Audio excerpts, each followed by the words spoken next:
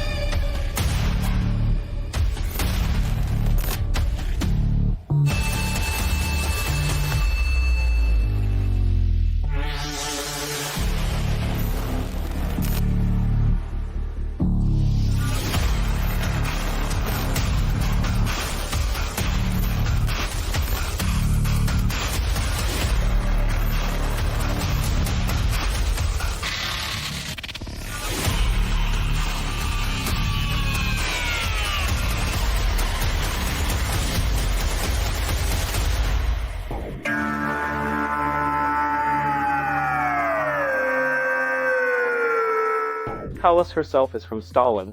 Her father, Siim Kallas, was a high-ranking member of the CPSU for over 20 years. He headed local branches of the savings bank and worked in the Ministry of Finance of the Estonian SSR.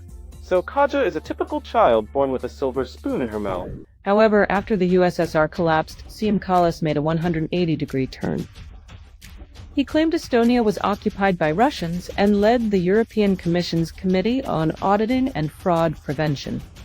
According to CBS, during that period in the 90s, Soviet assets worth over $32 million were seized. After an audit of the Bank of Estonia, skeletons started falling out of the closets of Estonian politicians. Estonian Vice President of the European Commission, Siim Kallas, could face political charges at home for complicity and even organizing the appropriation of $32 million from Estonian enterprises funds frozen in December 1991 in the accounts of the former USSR National Bank. You remember that the Baltic states claim there's no corruption and everything is transparent. Perhaps that's why Siim was a deputy, then finance minister, later foreign minister of Estonia, and finally prime minister in 2002. Kallas focused mainly on Russophobic rhetoric. Siim Kallas is a typical example among these people.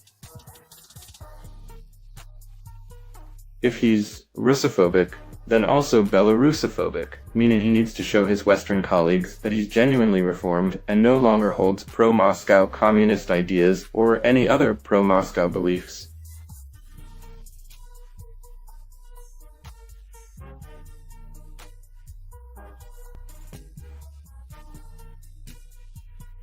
People like him never had convictions.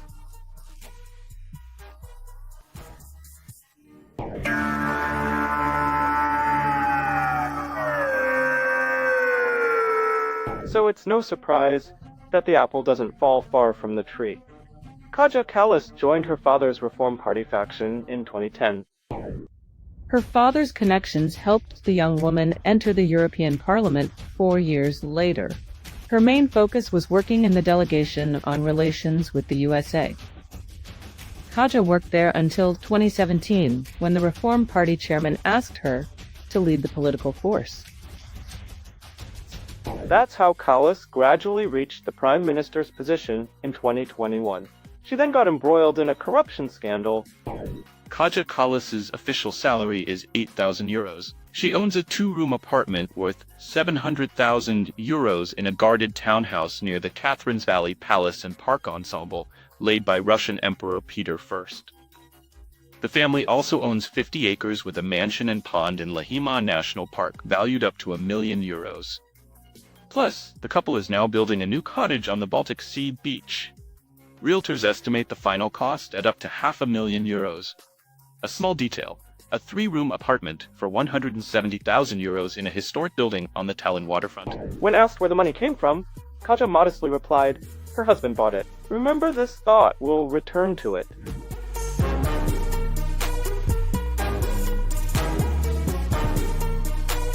After the start of the special military operation, Kallas was among the first to criticize Russia and Belarus. Belarus's non-participation in the conflict doesn't bother her at all. Estonia is also a leader in promoting European sanctions. Kallas is an absolutely unpopular political figure. 3/4 of Estonians disapprove of her work as Prime Minister. Both ethnic Estonians and Estonian Russians disapprove. She unites everyone in their dislike of her. For Eurocracy, such a figure in a leadership position ensures that they won't pursue any independent line.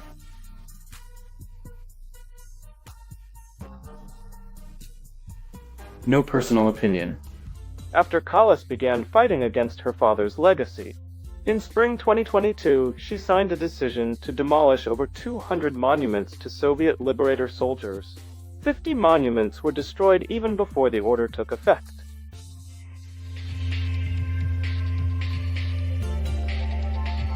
Amid such actions, Kallas forgot the main thing, her country's economy. It's been clear for a while that it's seriously struggling. At first they thought 2023 was tough. The country was hit by a severe economic crisis. Businesses closed, people lost jobs, and the number of those staying home steadily increased. Even then, the European Commission published a very alarming forecast, stating that the economy would shrink by more than 2%, the largest drop in the EU. Things turned out even worse. According to the Estonian Statistics Department, last year the economy fell by 3%. In current prices, that's $38 billion.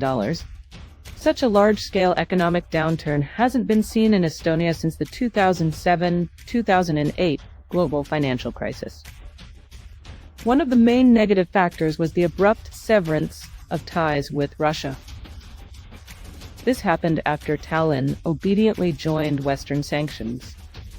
Paradoxically, amid this, the Estonian authorities are actively increasing military spending. Even as they rapidly decline, the authorities maniacally spend more and more on military needs. This year, the figure exceeds 3% of GDP. It has long surpassed $1 billion. This is a record amount in the country's history. Yet this year, there's still no light at the end of the tunnel. February 2024. The decline was much deeper than expected. Opinion of Bank of Estonia economist Natalie Vilman. Vilman also suggested looking in the mirror and acknowledging political mistakes. The closure of the Russian market and rising prices deprived Estonian enterprises of competitiveness. Flagship sectors of Estonian industry, such as woodworking, metalworking, and electronics, were hit hard. The crisis is now called one of the deepest for Estonia. According to her, the crisis was caused by rising energy prices, lack of raw materials, and increased labor costs. The refusal of the Russian market deprived Estonian companies of competitiveness. Now imagine, in early February, the Estonian finance minister admitted that the authorities don't know what to do with the economy. According to him, the government doesn't have a magic wand to save the country from the crisis. And the country's Prime Minister Kallas found nothing better than to blame ordinary citizens for all the troubles, saying they complain too much. Estonian Prime Minister Kaja Kallas noted that Estonians' tendency to whine only exacerbates the economic downturn of the Baltic Republic. According to her, constant complaints from Estonians lead even successful companies to reduce their activities in the country. Expensive energy, rising fuel and food prices. In difficult conditions, Estonians can only save and cut consumption. At the same time, many companies are cutting staff, suspending operations, and recording production declines. Panic begins. In April, Prime Minister Kallas goes on the radio, and in response to a question about the huge budget deficit of over $1 billion, calls the situation terrible. The truth is, the situation remains terrible, and tough decisions will have to continue. All the government could think of was to dig into citizens' pockets. Land tax increased by 10%, fuel excise by 7%, natural gas by 20%, electricity by 45%. Facing a deepening economic downturn, Kaja Kallas's government decided to replenish the state treasury by increasing levies. In early 2024, changes in tax legislation came into force in Estonia. The overall turnover tax rate increased from 20 to 22%, leading to higher prices for goods and services. Teachers also turned against Kaja. Instead of raising salaries, they fell by another 15%. The public's boiling point was reached when Kallas said, "Estonians who curse me should think about having homes, water, and warmth." Charming woman. Moreover, Kallas strictly prohibited any business with Belarus and Russia. And here comes the husband bought it part. The Prime Minister's husband is a major businessman who, attention, collaborates with Russia. Prime Minister Kaja Kallas is directly and personally involved in transit trade with Russia. The same war princess who told everyone for 2 years that Estonia is at war and that during war everything becomes black and white, said Martin Helm, leader of the opposition populist National Conservative Party. It turns out her husband, Arvo Hallik, owner of the investment company Novaria Consulting, has a logistics intermediary firm for trade and logistics through Russia, Stark Logistics. Kaja Kallas is primarily from her father's business, her husband's business. They will earn in any case, but won't bear responsibility. For their troubles, that's the person. She won't be accountable for her words. Meaning, she's not someone who keeps her word, but this person. And this needs to be understood. Therefore, trying to use Russia as, let's say... Then the circus begins. Kallas adds that she knew nothing about her husband's business. When that doesn't help, the Prime Minister adds he also knew nothing about ties with Russia, saying there was a small package of shares in some company. Almost no one will believe this. Trying to save her reputation, Kallas even turned to the security police, which checks officials. They didn't deny the existence of the firm. Additionally, they found 350,000 euros that Kallas lent to her husband for another business. Recall, Kaja's official salary is 8,000 euros. In the end, in mid-July, Kallas and her government resigned amid a record anti-rating of 65%. However, they found a seemingly noble reason: appointment as the EU High Representative for Foreign Affairs and Security Policy. The Russian business issue was hushed up, but her controversial nature is too obvious for the West. Kallas was long considered a favorite for the NATO Secretary General post, but even in Brussels, they realized such people can't be allowed. So today, Kaja is the EU representative for foreign affairs and security policy. Sounds grand, but in fact a political retirement. Yeah. Kallas and her coalition are also accused of plunging the state energy sector into complete disarray. Power lines in the country constantly break, and repair crews simply can't keep up with the fixes. Estonian energy is indeed in a very difficult position now. Estonia, like Lithuania and Latvia, refused energy supplies from Russia in 2022 and is now leaving the reliable Brel energy ring connecting it with Russia and Belarus. Simultaneously, the government, to please Europeans, adopted a strategy to abandon shale extraction, which Estonia is rich in, and accordingly, shale energy. The refusal of Russian energy resources led to a sharp increase in electricity and heating costs in the Estonian Republic, which in turn hit the entire economy of the state. Naturally, there's a big paradox in the minds of Estonians. Why does the government continue to fight Russia and support Ukraine when their own wallets are empty and inflation is uncontrollable? Over 75% of employees are dissatisfied with their current salary. This makes job seekers worry about the future, as their salary doesn't cover living expenses, and they have no financial cushion for unforeseen circumstances. According to a survey conducted by a job portal, a third of working Estonians are in a difficult financial situation, with no money left after covering monthly expenses, meaning there's nothing to save. Almost half of the employees had minimal or no salary increase in the past year. Coping with the rising cost of living is becoming increasingly difficult. In the current economic conditions, it's difficult for workers to save money because wages are not keeping up with the rising cost of living, said Indrek Haryak, the head of the sales department. According to employer surveys, significant wage increases are not expected in the near future, which further complicates achieving financial security. And then it spirals socially. In Estonia, childcare benefits will be reduced by a third, and the fee for visiting a specialist doctor is increasing. Up to 20 euros. The cost of a hospital bed per day will be raised from 2.5 to 5 euros. The prescription fee from 2.5 to 3.5 euros. The first reading of the bill passed in Parliament. At the same time, spending on arms procurement has already reached 3.3% of GDP. And by 2027, Estonia will spend 3.6% of GDP annually on military needs. Already, Tallinn is the biggest military spender among alliance countries. And it's ordinary people who pay for all this. Estonia is introducing a 2% defense tax. Restaurant and hotel owners note that due to tax increases, they will have to raise service prices by 10%. Residents of the regions are outraged by such government actions. Am I supposed to pay for defense? The state should pay, not me. The same goes for switching to Estonian. It should be the state's responsibility. What is the government even doing? To close the budget gap, production needs to be increased, businesses supported, not just taxes introduced. A security tax is a very bad idea. If the money goes to defense, it's clear it will all go to Ukraine. Meanwhile, Estonia's demographics might not survive the economic crisis. The birth rate in the country has been declining for several years. The Baltics have no future because the local population will die out. This is the belief of political scientist Nikolai Medvedev. According to him, politicians in Latvia, Lithuania, and Estonia are not even making long-term plans. They have no choice but to follow this path because, due to demographic circumstances and trends, in a maximum of 70 years, the previous civilization there will end as they die out.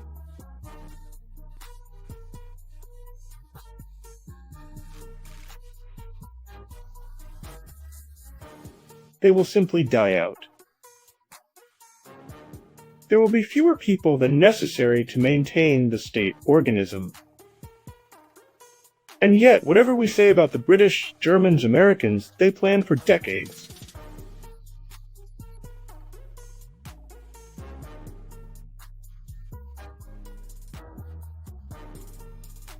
The Estonian or Latvian political scene thinks like this.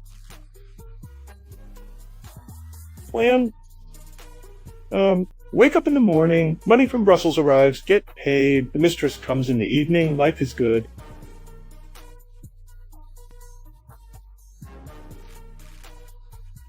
What will be? What difference does it make what will be?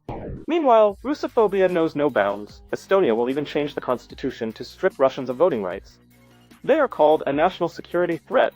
Minsk is also among the main enemies, but in fact, the government has turned into a beggar of Washington, making absurd decisions in return for money. Their task is to exchange superpolitical loyalty for subsidies, loans, aid, including military aid from the United States.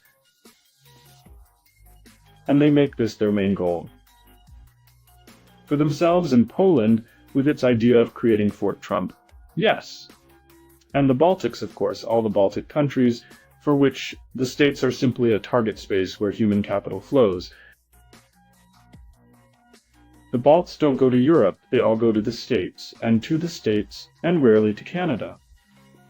So yes, indeed, such a pro-American outpost in Europe, which of course hinders not only the achievement of pan-European goals, but even their emergence, because it torpedoes them in a specific way both politically and economically. Once, Estonia showed good development rates, but everything was exchanged for confrontation with Minsk and Moscow. The country found itself at the forefront of sanction rhetoric and is now paying the price. And new unfortunate politicians continue to pursue an anti-people line. No one cares about what's happening in the homes of ordinary Estonians. Kallas was ousted. At this rate, her successors won't last long. We can only wait for angry Estonians to speak up again. Goodbye!